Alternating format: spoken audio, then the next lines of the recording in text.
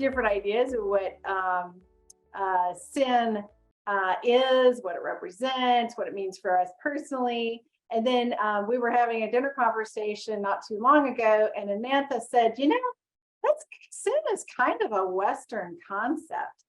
And I went, oh, we got to talk about that. So Anatha is taking the reins tonight, and I'm really excited about that. I thank you for recording and for all being here. I hope you will engage with great questions, and don't let Anatha off the hook easy tonight, you guys. So all right, so I will open us with a word of prayer, and then Anatha, you could take it away. God of light and hope and love, we just thank you so much for this opportunity to gather, to focus our hearts, our minds, our hands, and our feet on what we can do to serve you, to serve each other, and to do it in love. And we thank you for Anatha's willingness to share tonight, to inspire us and perhaps get us to think in some new ways, but to definitely keep us curious and moving forward on our own faith journeys. In this we pray, Lord. Amen. Amen. All right, Anatha. Okay, guys. Can you hear me now, everybody? Yep. Okay. Ranjan, are you in Dallas or are you in South Carolina? Or? What you're looking at is exactly what Jim is looking at, because Jim's looking at me. So that's the view Jim has behind. Oh. Okay, I was going, man, he's in Florida or what? Okay. So, I'm getting into a tricky territory, by the way, but I thought we'll have fun, why not, So it all started, just kind of casual remark last month when Tom and I were in South Carolina, and I was cooking at Michelle's place, conversation came up, and she said, Jim is, so some of the topics we were addressing, and I said, you are in the Western hemisphere of this world, intensely preoccupied with, the idea of sin and punishment and heaven and hell and, all these things. And, it's a great thing, but I think it's essentially a Judeo-Christian concept that has been overplayed in the rest of the world. So he said, hey, that's a great topic, so why don't you guys, you and Jim can address this topic and go from there. So I went back, about when I was at TCU, we published a book. I don't know, is it seen kind of reverse or can you see it? Yes. Okay, communication ethics and universal values. Okay, and so it has lots of things in this, but so there were several of us throughout the world who were selected to present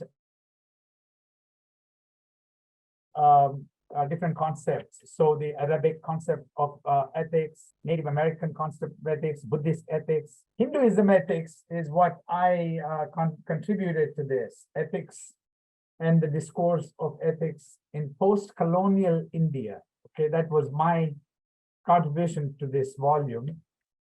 And so I went back and looked at it, and I said, let me, see what I can do in terms of having fun. So, so the idea is sin essentially a Western construct to think about as a concept, so I went back, looked at what I have written in this, and so I thought I would prepare a brief PowerPoint and show you and probably walk you through this kind of troubled territory that my friends and I occasionally have discussions on. So I thought, why don't I bring this to Ecclesia and then let's have a discussion on that. So that's basically what I try to do. So, Michelle, shall we start? Okay.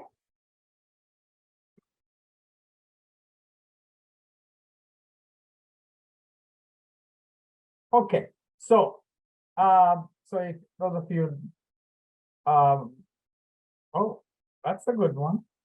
Thank you. So let's start with asking this question: Is sin a Western concept? And so Michelle went through my PowerPoint and I think came up with some nice imagery here, which I did not put in, and the thing Michelle did. So are we, can you look at the bottom of two, or is it just slightly off in terms of, I can't see the full slide. Okay, let me take it out of presentation mode. It ends with Islam. Ah, right. If you want to keep it that way, that's fine. Okay. Or, okay. So I went through, and let's kind of historical progression of how the idea of religion developed, and why some of the religions actually are a collection of many religions, and some are not. So historically, I've put down a progression of these 5 major religious traditions, and just wanted to walk you through that. Hinduism seems to be the oldest in terms of its origins, because 4500 BC is what it was traced to. In terms of its origins, some kind of conceptual texts that are embedded in this religious faith. Buddhism comes out of Hinduism, literally. I mean, and then it takes on its own roots and progression and different parts of the world. Shintoism from origins in Japan. And then, of course, we have the 3 major Abrahamic religions, which is the land of Abraham, Jewish, Christian, and Islamic faiths come out of the Abrahamic tradition as such. So if you look at the origins, because geography seems to be very important in terms of how these religions contributed to the origins of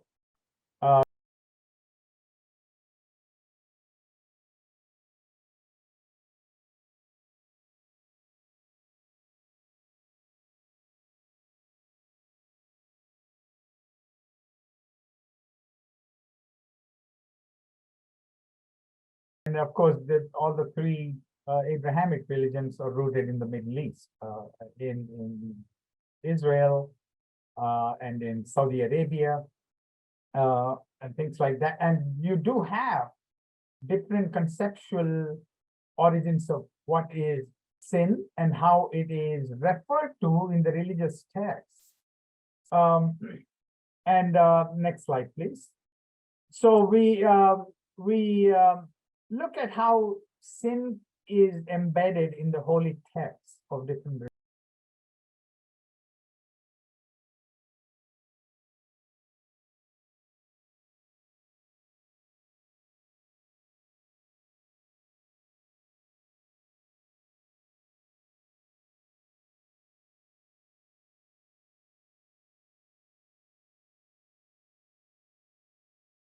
Do not have that idea or the concept of original sin. So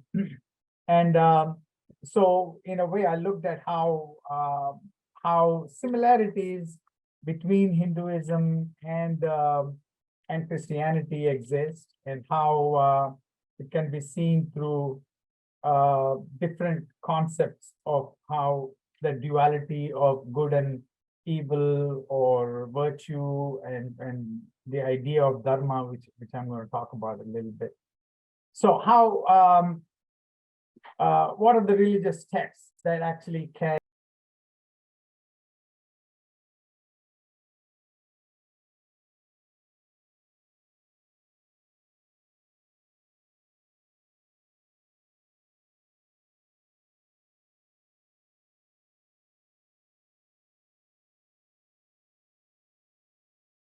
texts in Hinduism, of course, um, uh, as opposed to other religious texts of the world.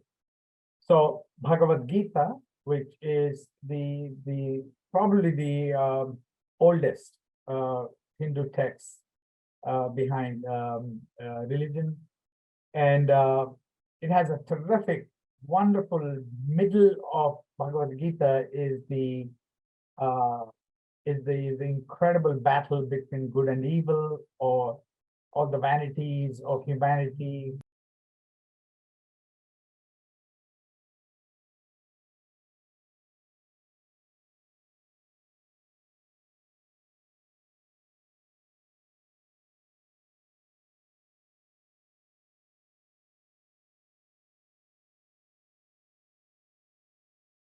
Ended up in the battle, and right in the heart of the battle is a conversation between Lord Krishna and the craftsman warrior Arjuna. And that conversation between these two people actually becomes the heart and soul of Bhagavad Gita, and how all the values and virtues of being human come into play. And that is the guiding spirit of most of Hindu philosophy, Hindu practice, and Hindu faith, and things like that.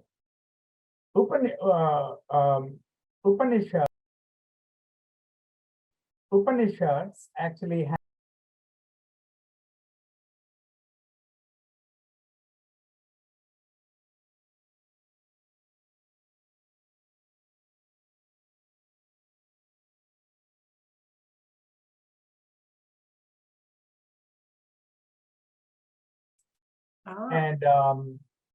and that's the discussion of how sin can be articulated in a very positive way.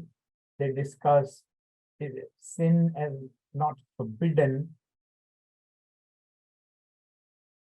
aspects of sin, but how ethical conduct shapes a human being, and the Atma, the soul, can be in a way purified or dictated in terms of the moral conduct. And Upanishads actually speaks for that. Then you have Vedas and Rig Veda.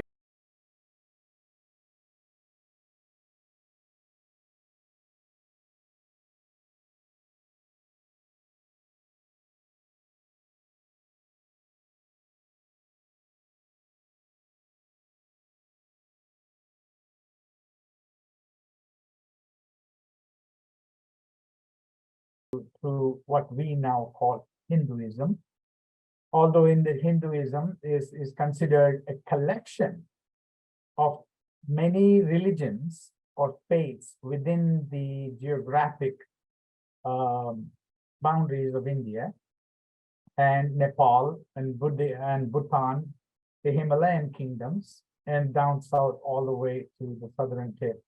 And as such, Sri Lanka, the island at the bottom of it, is actually gone Buddhist predominantly.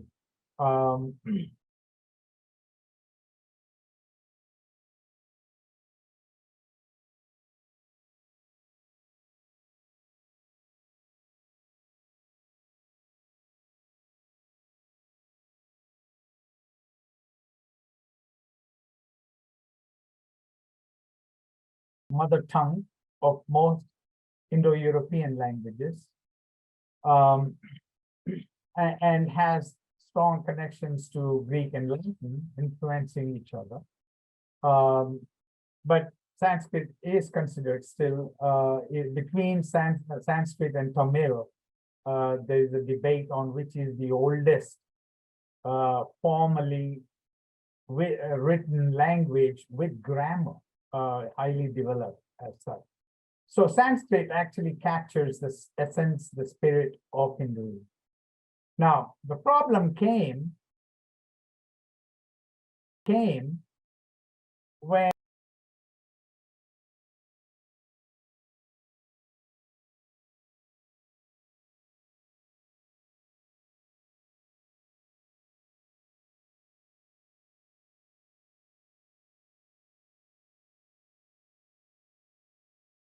also have come to understand Hinduism through the eyes of other languages or mostly other languages. And it's kind of not considered the most authentic way of getting closer to sort of a Hindu philosophy and things like that. So the translation, some of the major languages that translated the original texts of Hinduism, Latin, Greek, German, French, Persian, and then finally English, that probably advanced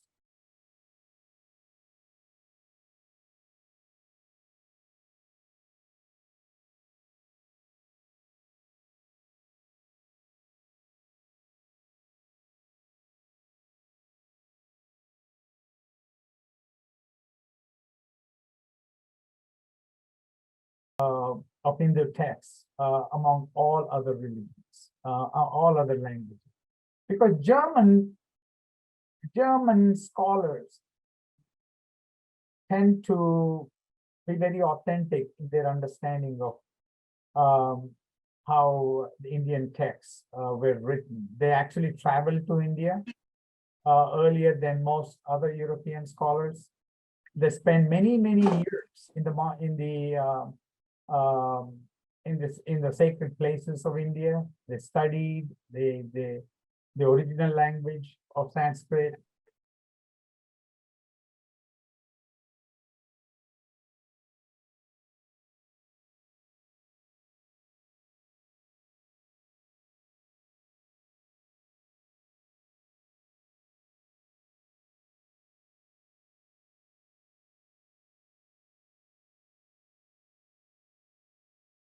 Also studied Hinduism and Buddhism and things like that, and went on to articulate how Hindu philosophy and morality work in India and elsewhere as well. Okay, Michelle. So coming to how sin is articulated in Hinduism. An interesting word in most languages, including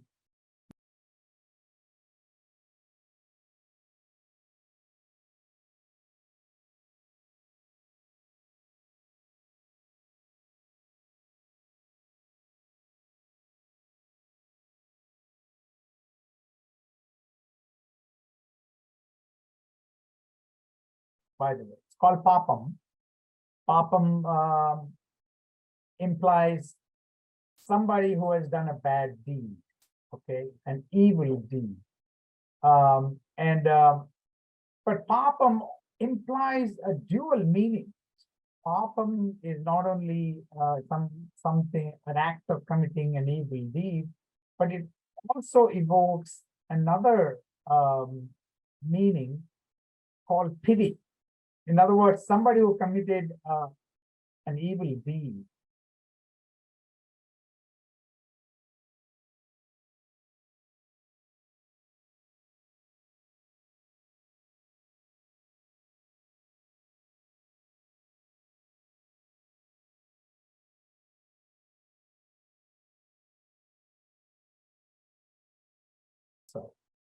So in Hinduism, then, any sinful conduct or any act of sin is cast in the concept of ethics and ethical conduct.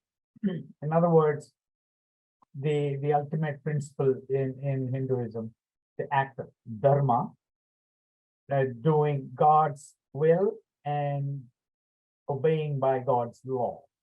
Jim pointed out last week, God's law is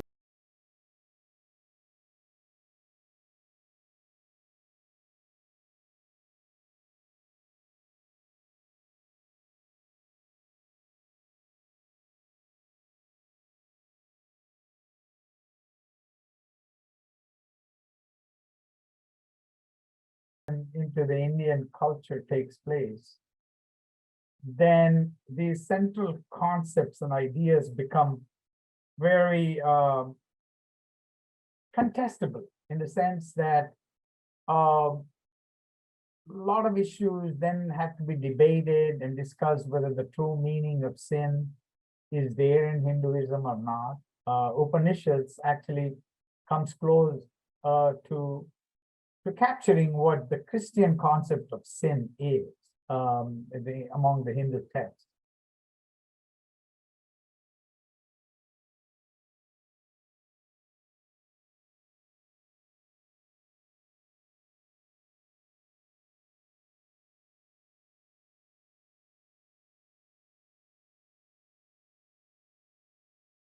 To the rest of the world, how that history and culture is vastly misunderstood or understood, and how they tend to kind of present less than authentic portrayal of what Hinduism means. So what does Hindu faith implies when we talk about sin? In my conclusions, actually, anything unethical conduct can imply sin, but Hinduism tends to be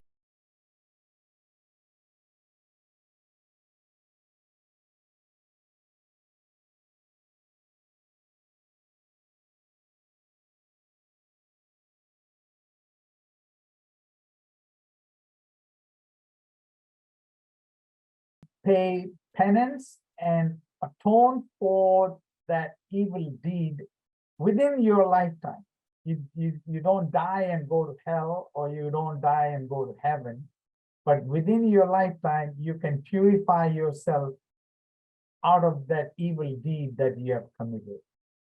So, in other words, gods don't tend to be unforgiving gods in Hinduism, gods and goddesses, but they're capable of punishing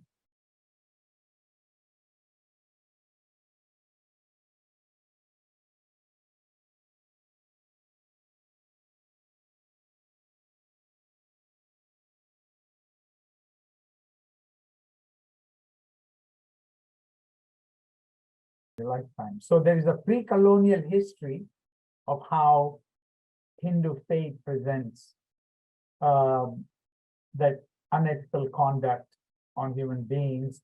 And then in the post-colonial era, it gets all polluted with the traditional concepts of how Hinduism is rigged in caste system, and how human beings tend to oppress other human beings in the name of your birthright and things like that. All those things get into play.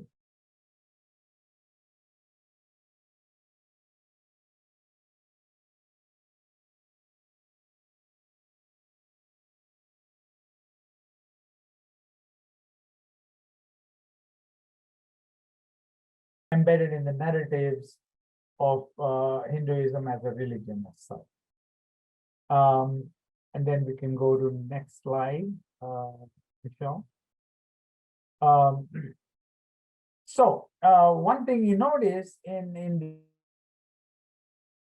the Indian or Hindu ethical systems is they eschew or they reject the Western common dualisms that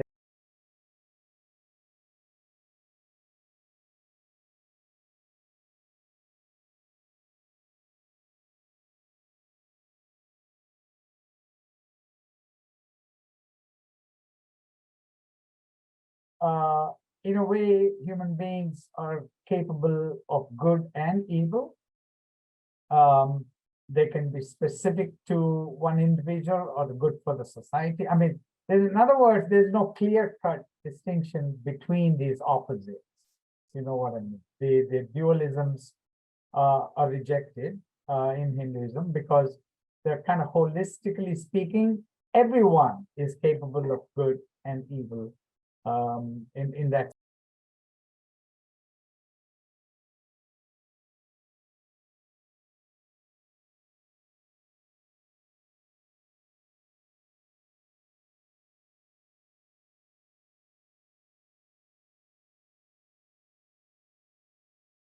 by experiencing self, that you have to get in touch with your Atma, or the self is the Atma, the soul, to attain what is duty and righteousness within yourself, the dharma aspect of that.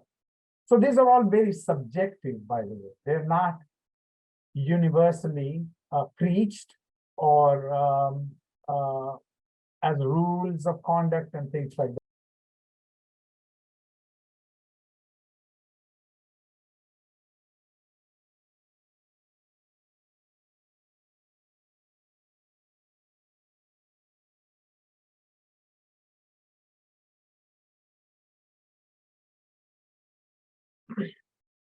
So how does sin now get articulated and embedded into one's state?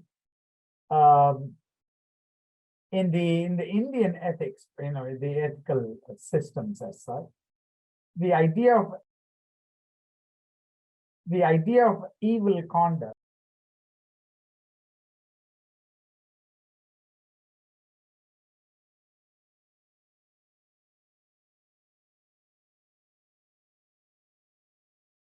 part of the Bhagavad Gita, actually talk about how sin or unethical conduct can be framed in the political history of India. And very entertainingly, they and very captivating reading too.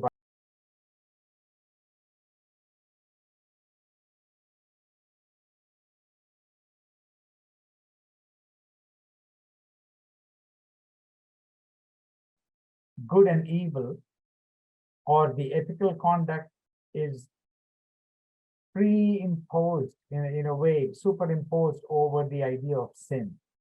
So instead of talking about, yeah, Michelle? Well, I was going to ask, not to break your train of thought, but No. thinking in this terms of treasures of Indian thought, focus on ethics. It's not on sin.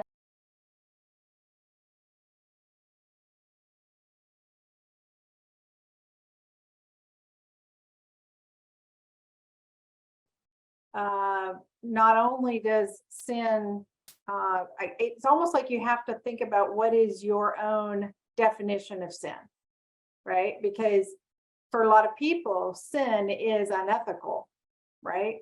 Or Yeah. sin, whether it is relational with Supreme Being, or it's relational in terms of with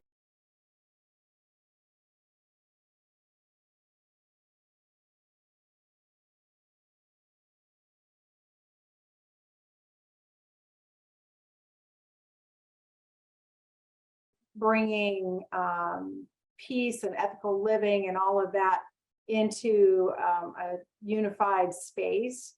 And as opposed to sin, and kind of going back to last week and some of the discussion of, you have some people's concept of sin is more in a more of a punishment, or it is a system.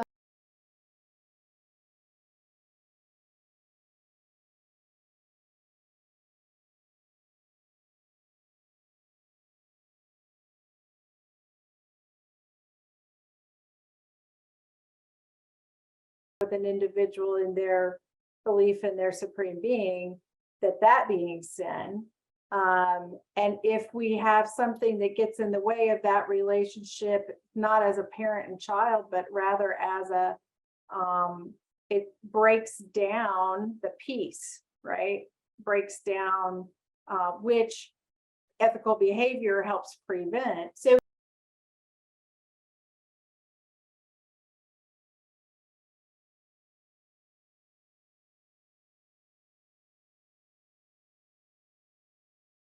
concept. I think you're coming closer to that. Yes, absolutely. But here's the major difference is this, and you asked, or you remarked right at the beginning when you talked about this. the idea of unethical conduct instead of sin, the way Hinduism presents sin is presented from a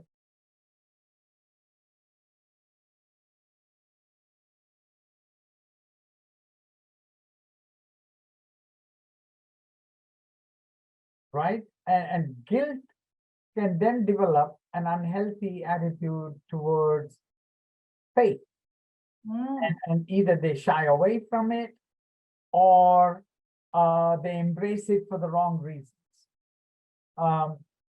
So that's the difference I see in between Hinduism and Christianity, because once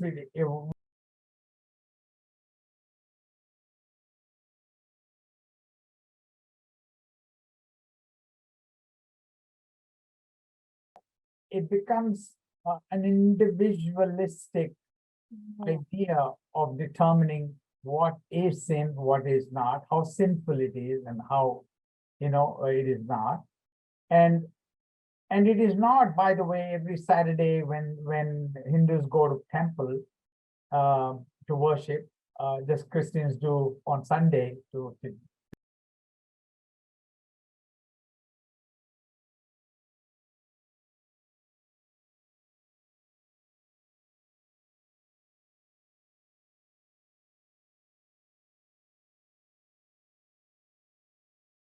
or in Protestant, right? So every Sunday or in every meditations and everything we read basically is harping on, have you sinned, and can you stay away from sin, and can you confess if you have sinned? So that then intense preoccupation is not there in the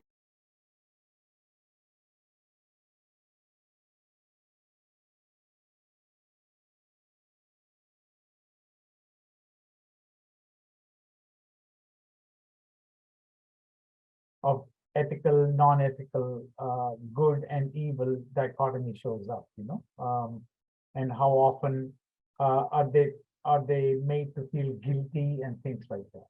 Yeah, Michelle. Rick's got his hand up. Right. There we go. I had to turn the muting thing off.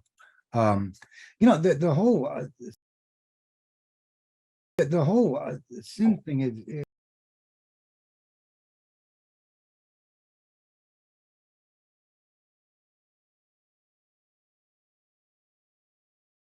defined by the sinner. There is no universal, this is a sin. Excellent.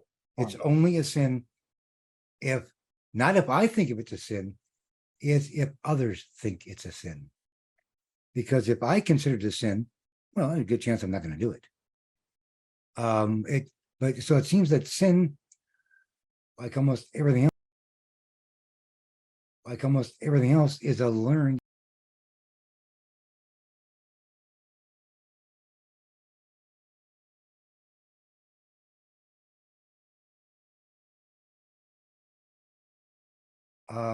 Depends on what goes on further. I mean, there are people that think that it's a sin to drink coffee, which, I mean, it's fine with me, but there are those that think that's appalling.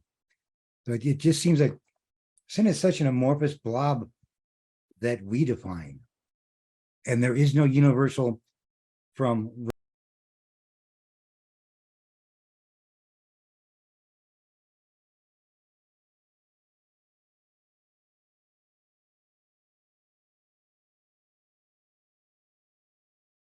It sounds like this is more of all of it sounds more like learned and analyzed behavior. I think you got a point there. Also the major difference is that the Christianity, let's say, believes that all of us are born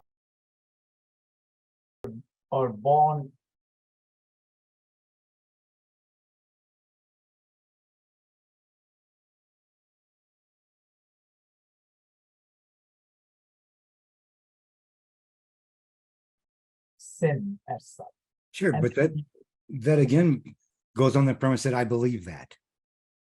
yeah, exactly. That's You and know, how eventually it leads to salvation, right? I mean, in Christianity. Yes. Now, there is a word in Hinduism for salvation, moksha. Moksha meaning basically your end result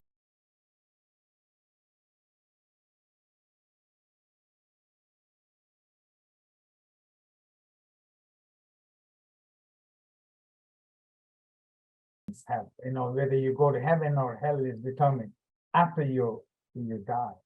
But in Hinduism, there's a fundamental difference. During the lifetime, you can reach that idea of purity by atoning yourself for your evil or unethical conduct by doing certain things. Like, for example, you go on a pilgrimage.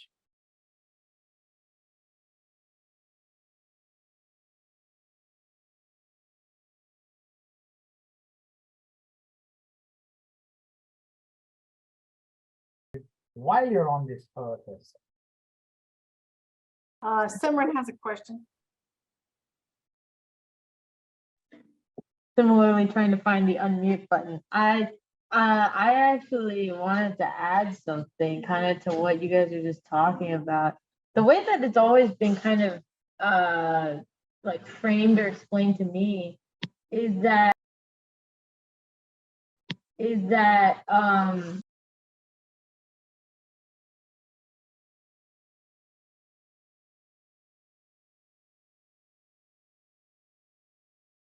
Hinduism, there's this concept of reincarnation, and so it's like this life that you have lived is a product of your past lives and choices that you've made, and then whatever you have done in this life is going to reflect on your future lives, and then eventually all of this will lead to moksha, to salvation.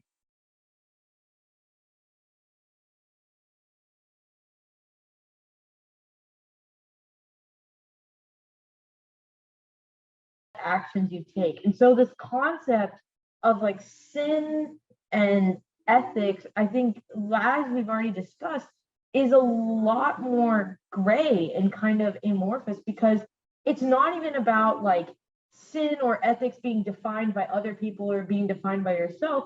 It simply is that many of these things just don't hold the same kind of relevance.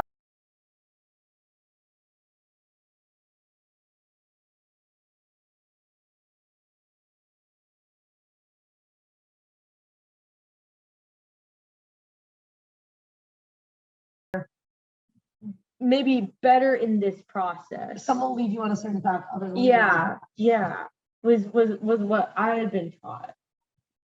Exactly. Yeah, that's I know Rana wants to say something. Yeah, so I just wanted to add that. Yeah, perfect. I didn't want to say anything.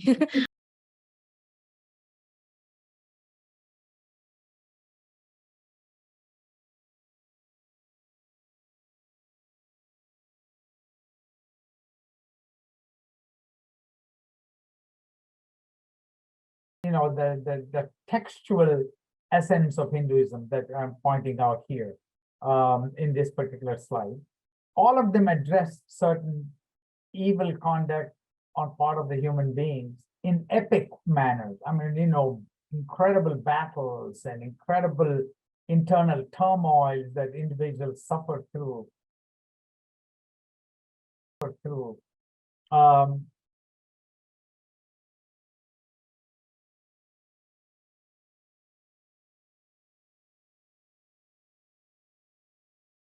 Lord Krishna and the human warrior Arjuna is a classic example of how the duty and dharma and how what is good, what is evil, and how an individual epitomizes all these things, both good and evil and everything in between.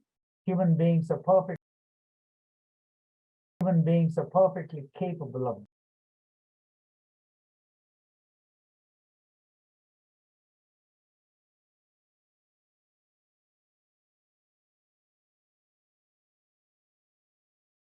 The idea of sin, thou shalt not kill.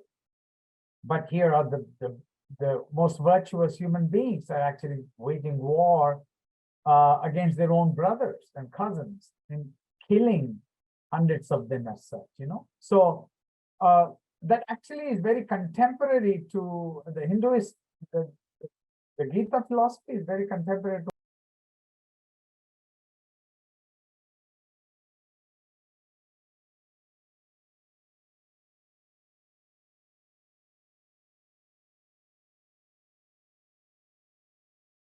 all those things are captured originally in the Upanishads and Gita and Ramayana, the great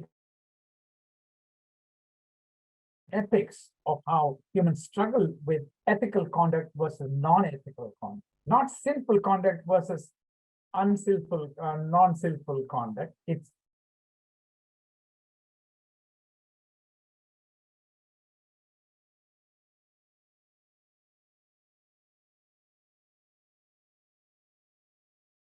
a lifetime towards that as such, how you atone. Okay, Michelle, go on. And the beauty of Hindu philosophy or ethics or faith is taught early on in Hinduism. It is beautiful, lovely, illustrative versions of Panchatantra. It is 5 doctrines of 5 Hindu doctrines cast in a beautifully humorous and entertaining way for children.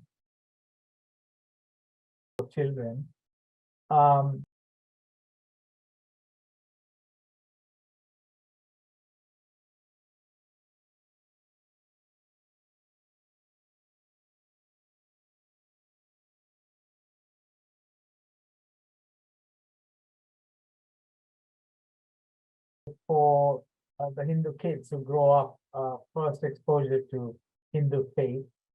And these are the 5 major virtues of being human that Hinduism teaches, but not the other way around, where Christianity, for example, teaches thou shalt not do certain things, and these are sinful. But in Hinduism, it says that these are the ethical virtues that a human being can develop and must develop in order to move towards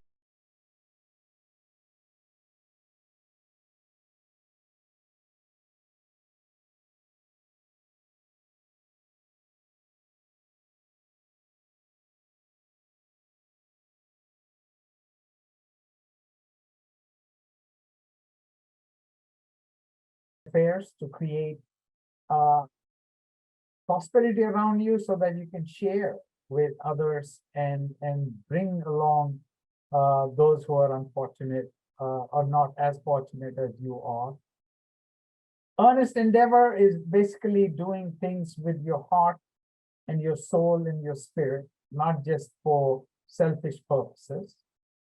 And the idea of the social togetherness comes through this friendship idea in the fables, in the stories that children are taught, and how ultimately you need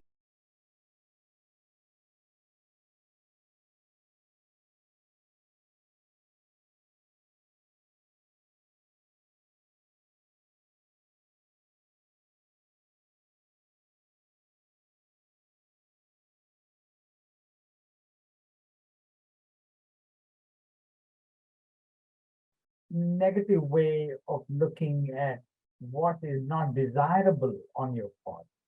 And Hinduism looks at what is desirable on yourself, the development of yourself also. So it's a very good example of how this particular religious text brings out all those fables of contradictions, challenges, agony, defeat that human souls go through are all captured in these beautiful stories that Panchatantra presents it in very illustrative form to children right from the beginning.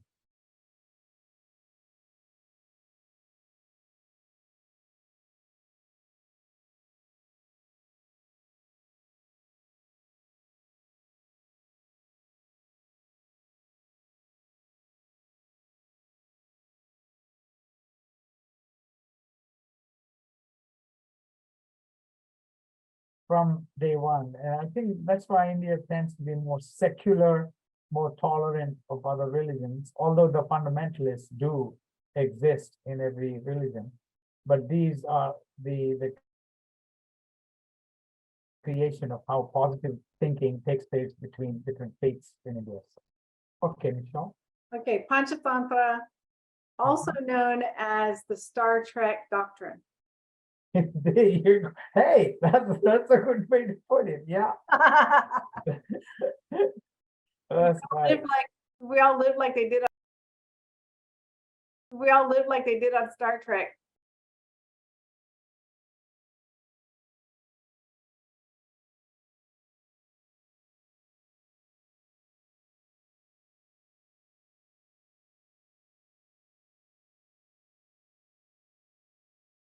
Star Trek or the movie series Star Trek. That's what they all they earnestly endeavor to be of use, to learn, to continue to seek and learn and grow knowledge, to have friendship across all boundaries, to live prosperously, but to share all that they have with each other. It's basically what Christians would call the kingdom of God on earth. So that same concept that I like to call the Star Trek doctrine, Tracy. Where did you learn that? I just made it.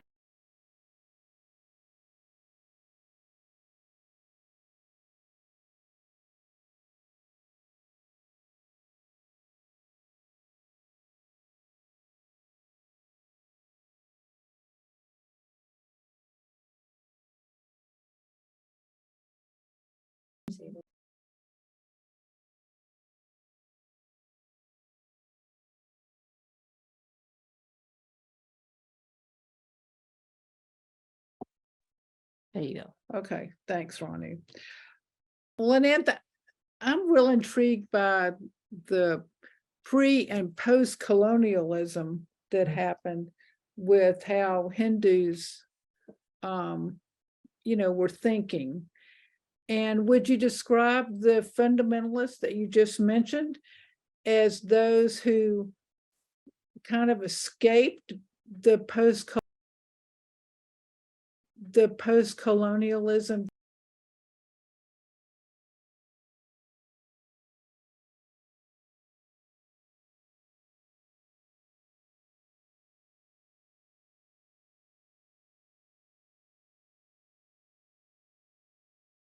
After. Yeah, when I think when India gained independence from Britain in 1947, and the predominant voices at that time were Mahatma Gandhi, Nehru, and these were all secular philosophers who believed all religions coexist in India as such, But there's a segment of Indian population which always thought that Christian faith and Islamic faith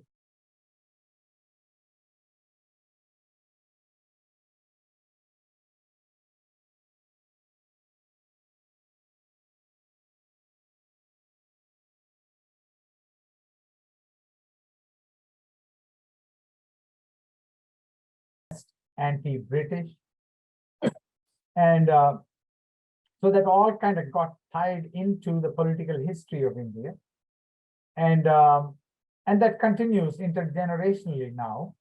And that particular school of thought is even taught formally in certain camps, in certain segments of society, by fundamentalist groups of Hinduism, which you know, which actually give room to such dissent or extreme voices, because Hinduism imbibes literally all interpretations of Hinduism, you know. So it's very difficult for a government like what's today in power. In fact, Prime Minister Modi, you know, actually our session is very timely because Prime Minister of India just left United States after a state visit. And so when he struggles to respond to press inquiries, they're saying that, you know, why is there no religious tolerance in India? Actually, that's based on very minor, given the magnitude of India, these are very, very small instances which happen in isolated pockets of intolerance. So by and large, even the post-colonial India seems to be very forgiving of the colonial rules that India went through in succession, beginning with the Islamic Mughals, and then the Portuguese came, then the British came, and it's just, you know, the devastation and the starvation that colonialism created. But there seems to be a greater sense of forgiveness in Hinduism, and they move on literally. But you have isolated pockets that cling to such negative experiences as such. So that's the distinction between pre-colonial period and post-colonial India. Okay, so other comments? All right, so moving on to, I know this is the next one is kind of an elaborate, I mean, it's a different thing, but there is within the text of Hinduism, there is a very distinct legalistic volume called the Code of Manu. In fact, I tend to believe the Code of Manu, the Manu is actually the original, the first human being who inhabited the earth, Manu. In fact, the word man, in my opinion, comes out of this word called Manu. And that actually became the albatross for Hinduism, because it, for the first time, it introduces between 600 and 300 AD. It is the recent compared to the Hindu epics, the text before, you know, before Common Era, BC as such. For the first time, it introduces a caste system. And then I think that became literally the source of all misunderstanding of Hinduism by the British. They caught on to this as such and said, caste system is based on your birthright, and it puts you in a certain pocket of disadvantage if you're from the lower caste, and the Brahmanic caste rule, and the Sudras and the untouchables are at the bottom, and they're enslaved and exploited by the society. This is the first volume that introduces the idea of caste system in Hinduism, which is very unfortunate, but it was done actually as a tool for division of labor. And unfortunately, that becomes the you know, the concept of how evil Hindu faith can be, because they believe in oppressing other castes if you're an upper caste or such. But the very British who took this caste system as the evil of Hinduism to the West, look at the British society. They just don't call it caste system, but they have aristocracy, there's a rich class, they have middle class, they have the lower class, and it is simply, the caste system exists in literally every society, including the United States. In fact, the New York Times bestseller recently in the market is still there, is a book by an African-American journalist called Caste. And caste she examines American society through the lens of the caste system. How the racial groups, ethnic groups, and sexuality, sexual identity, LGBTQ, and these are all part of the caste hierarchy in the American society. And such a thing exists even in India, but they openly call it the way they see it because of the division of labor that was original intention behind that as such. But they also interpret it in different ways. If you're if you're in the lower caste, well, you keep atoning to your birth misfortune until you reach a stage where you attain moksha, liberation from all negative aspects of society and living to reach that part of it. Even Code of Manu also encapsulates that issue as such. But it also presents, though, that destruction of nature as unethical conduct, how that developing an ecological conscience is actually an obligation of everyone journeying towards moksha and doing your dharma in this society as such. So, and India is still the largest vegetarian country in the world, right? 65% of 1.5 billion people never eat meat, never taste anything closer to meat. That's because the respect for all human beings, all living beings. And how can you kill something to eat while you have plenty of vegetables and all kinds of different aspects of human diet? And so you are not a spectator of nature exploiting it. You become a participant in nature because you are inherent part of nature. So sin pervades into that aspect of humanity too. So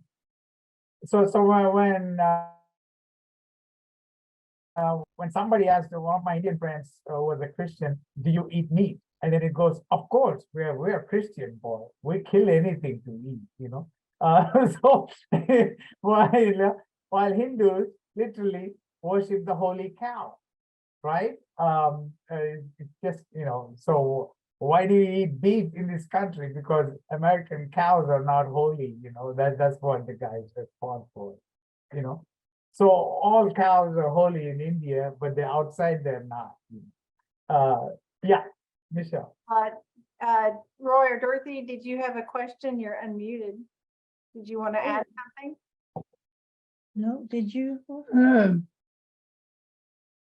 When I was a young boy and I was going to church and Sunday school, I learned about sin.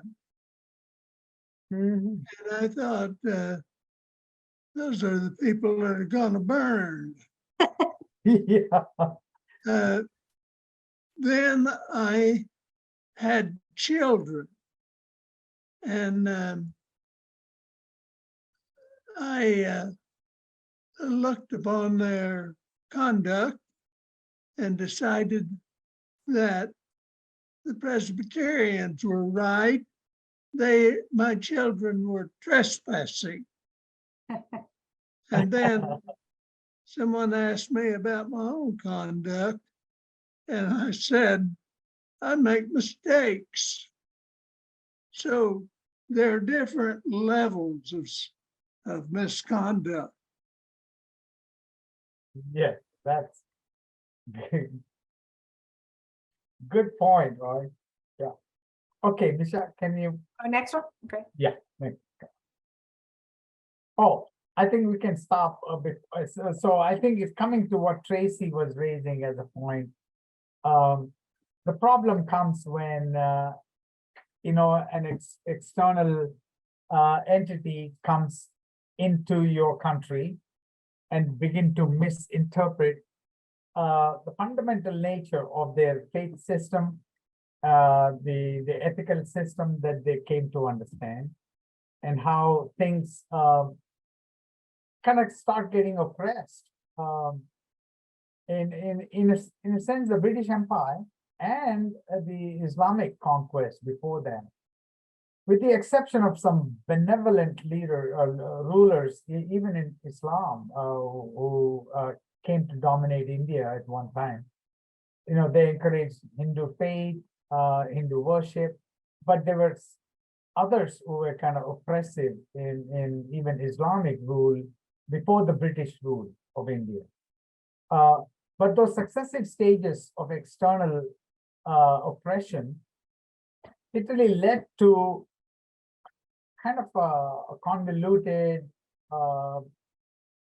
stereotypical, harmful portrayal of Hinduism.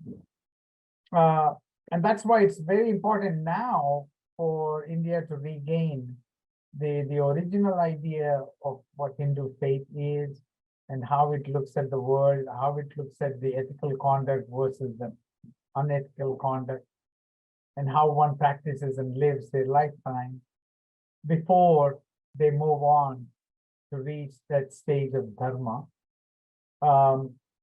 And that parallel actually, that runs parallel to Christianity too. But how you cast the fundamental aspect of sin is a major difference, I think, between Christianity and Hinduism.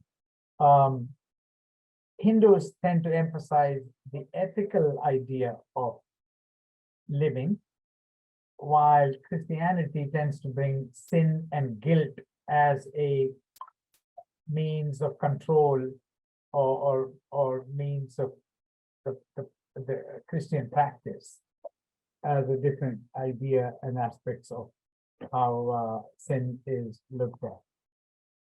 So I was going through, okay, Michelle, next, yeah. This is a very classic portrayal of how the British rule of India, a submissive Indian, and a commanding subject of the Queen from England, and how it could jeopardize the self-understanding of Indians now. And it takes several generations to get out of that. And the new India now, which India is now proudly presenting itself as the 5th largest economy of the world, and how powerful it is now in a post-colonial India, is actually now, you can see the yokes of the colonial thought are being broken, and India is moving forward as a dynamic player in the world of philosophy and in international relations. And the next slide actually shows you how the British actually were, living in India, the way how, they were portraying themselves and their power as such. So they did not look at their colonial rule as sin, interestingly, killing. The next slide actually shows the whole-scale portrayal of a massacre where literally 900 Indian men, women, and children were massacred in Jallianwala Bagh massacre in Punjab in 1919, and it's literally not in the history books as much as it should be, because the early Indian history books were influenced by the British historians of Oxford, Cambridge, and became the authentic portrayals of India.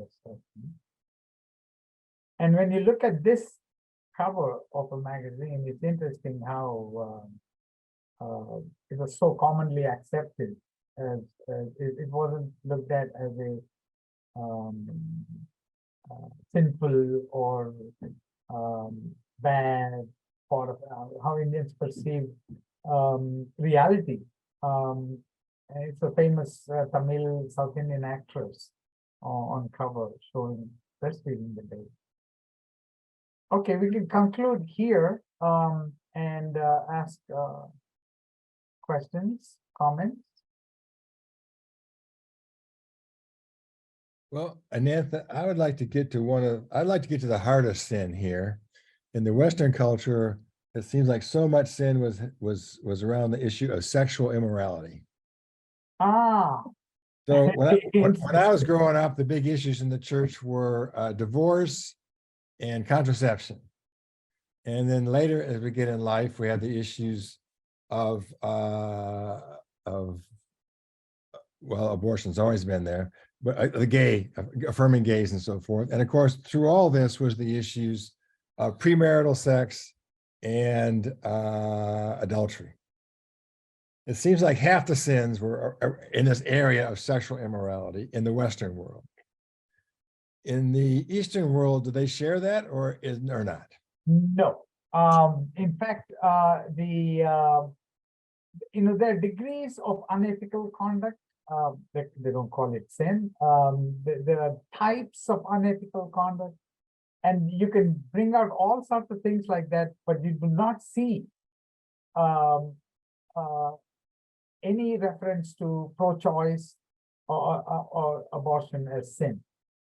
And it is commonly practiced in India with no social debate or no opposition to it. Simply, it is a matter of fact.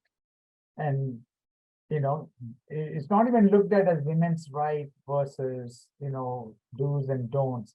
It is simply not an issue as dominant as it is in this country. And same thing with sexuality too. So you have this androgyny aspect or the identity issue, where it is even present in the epics of Hindu texts, as well as contemporary realities of how that intermingling of sexuality exists in every human being. I mean, these are some really flexible and tangible ideas in Hindu faith that really don't become debatable items or preachable items in Hinduism. It's all individualistic. I mean, you can, pick and choose and decide what's unethical, what's not. Yasmin, you probably have a take on that as a contemporary young Indian American.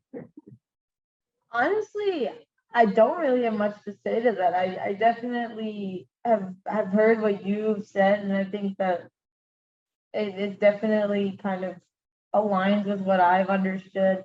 I think that, there's this weird kind of space where, it's like the culture and the beliefs that you have, when they're recontextualized into a Western lens, I think that at that time, there suddenly becomes these questions and like these concepts that have maybe existed forever now become discussion. And so then there's like this conversation about like the way that maybe these concepts would be treated within, like Hinduism, and talking about like, okay, like what is, like how do these get treated today where these cultures intersect? Because it's so hard to just say like, oh, like this the way that this is discussed or the way that people live now is exclusively based off of like what we are taught in Hinduism. There's at this point that's basically impossible to say. So I think there's a little, it's not as like maybe simple as it used to be, where that was all that people knew, and so this was simply as it was. But now it's like you have to have this discussion about, okay, well, this is the way that other cultures view these concepts, and so what does that mean for us? Yeah, And that goes to the presence of dualisms in Western thought, it's either you're a male or a female, and there's no clear cut permissible, nothing else is permissible in that idea of sexual identity, while if you look at the epics of India or the any story of it historically, India has embedded the Hijra community. I don't know whether you heard about the Hijras, the transsexual and homosexual and different, people. They all had a place in the Hindu text, and that's the way they're portrayed, and that's the way they're tolerated or accepted by predominant society. So, in a way, the sexual practice is never looked at as an immoral, unethical aspect. It's done. That's human nature. And if you consider that as unethical, then you atone for it and move on rather than dwelling on it as a universal value.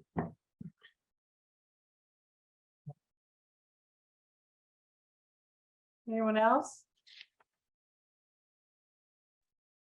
I'm going to speak, but I'll wait for the echo to go away. So there really isn't a universal morality that's not an idea. That there's a higher power dictating what is and isn't wrong. It's if it feels bad to you, don't do it. Rano may be in a better position to respond to that. You're muted. Yeah. Okay. Yeah. Can everyone hear me? Mhm. Yeah. Yes. Yeah. Okay. And I didn't quite catch the question that was previously stated, and I'll try to have it reread to me again. But just my comment, I found this to be very fascinating, and not simply because I identify as a practicing Hindu, but it was interesting to be able to reflect on the teachings of my own upbringing. So just observations. What the question that Jim asked, though, was a tough one, because growing up, maybe it's a post-colonial thing too. I mean, talking about relationships, how to behave, what was a good girl and what wasn't. I mean, sex was just a topic that was so taboo, and it's unfortunate because I think there's the discussions were warranted, and it seemed at the time this is a cultural issue. In many places throughout the world, post-colonialism has had an influence of what's prudish, what's proper, and what's not. So that's an interesting discussion, and maybe if the question was asked another few centuries prior, it would have been a different answer. As far as I really was fascinated with the topic of duality and the definition. I think it was a little more clear for me. Why do we live in such a binary system in our thought process? I mean, do we not live on a more of a spectrum? And the way getting back to the word sin, I never heard the word sin growing up, except even when I went to churches in Canada, that word was utilized, but it wasn't overly utilized. It's until I came to the US and maybe the South, and then people wanting to do some work on me, so to speak, like wanting to have me understand that I was a sinner because I was not a Christian. It was a baffling introduction of a person, whether I knew them or not, or if they had become a born again, or these span from total strangers to my best friend. So all of a sudden I was viewed in a very different context as being a sinner, because I first thought, what does this word sin even mean? And it was very unclear to me, except that I was doing something bad. And the word guilt is a big one. And somehow guilt is a very powerful emotion, that you've done something wrong, that you've done something bad, something against someone else. And so in the Indian context, you'll find out growing up in households, the word sorry isn't even used. If the girls ask me, so mom, what's the Bengali word for sorry? And I'm like, I don't know. Because we just said sorry if you did something wrong. And there are even practices in your daily kind of prayer habit, like please forgive me for if I made some poor decisions or if my behavior wasn't the best, if I hurt someone or they're feeling, please please forgive me, God, that was more the issue. Not that that the other individual does not deserve to get our apology, so to speak, but we were not meant to, it was not that we had to be making someone else feel guilty. That was not the goal in the day. Right. And sometimes some of these other contexts in religion, it's so busy about making the other person feel guilty that they require that seeking to correct themselves.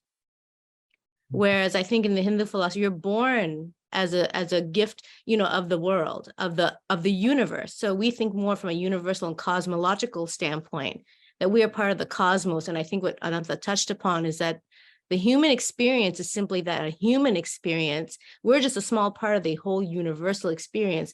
And with our own conscious mind, the whole goal of a Hindu born as a human is to go through that journey to appreciate and learn about the consciousness of the universe and how it exists. So we're just a human with the ability to maybe observe and learn and be a spectator and also be a contributor, participant, and observer of everything around us, which is the natural world, which is the cosmos. Because whatever we're talking about here is strictly a human experience of that, right? So we're just learning. The truth is already in existence. It's already there. But I think that's where I feel like the word sin is it's a limited concept. It's like, why would you limit your whole, not your whole, but a huge part of your philosophy? And Hinduism is a philosophy. It's not a religion, came later because it was tagged as such, right? It had to be a label. But I find that the Christian philosophy could be so much more expansive if they really focus on what Jesus truly was teaching. He was brought to this planet to be as a gift to the rest of humankind. I'm not sure why we're talking so much about sin. I think that always confused me. So thank you for this very detailed presentation. I'm Anantha, I'm just loving it. You can see his professorship and his expertise coming through. It's been really great. I've enjoyed it so much.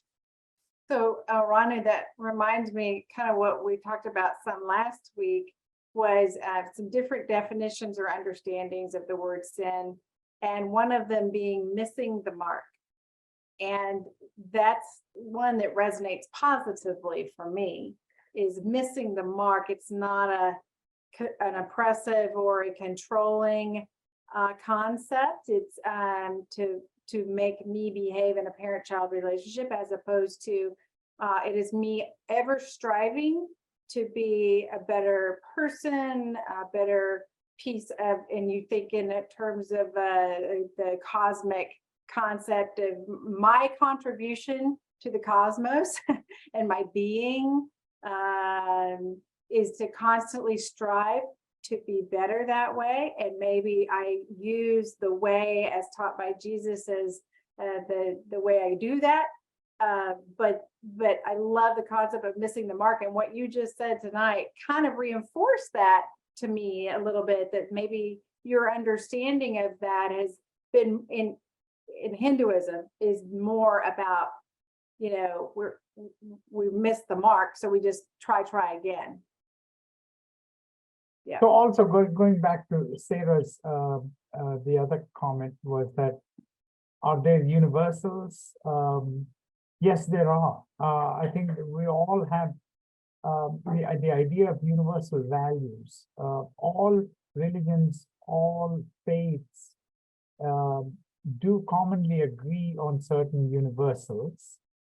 And those are rooted specifically to different religions and understood from an ethical framework, which is individually practiced, by the way. So there are universal values, but how you view them and how you experience them is specific to different cultures and different faiths, like Hinduism we talked about today.